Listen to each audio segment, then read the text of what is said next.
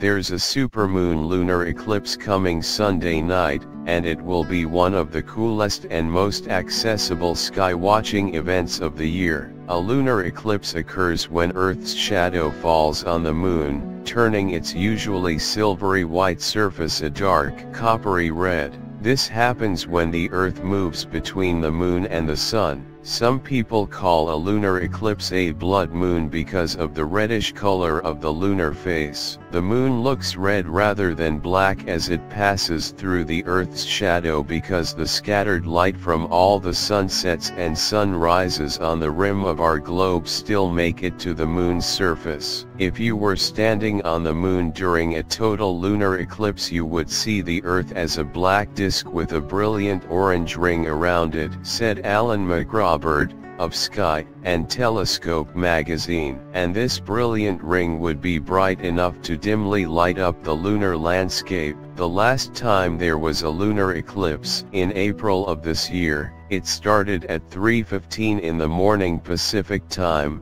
black. But this time, we are in luck. Here on the west coast, the moon will already be mostly engulfed in Earth's shadow when it rises at the kid-friendly hour of 6:40 p.m. The total eclipse, when the full face of the moon is covered in shadow, starts at 7:11 p.m. and ends at 8:23 p.m. After that, you can watch the moon slowly emerge from Earth's shadow until just before 10 p.m. when the last, faintest bit of shadow, called the penumbra, disappears from the lunar disk. But it's not just the agreeable timing that makes this eclipse so special. It also happens to take place during a supermoon when the moon is especially close to Earth. Remember that the moon moves around our planet in an elliptical orbit, so its distance from us varies. When it is closer, what astronomers call perigee,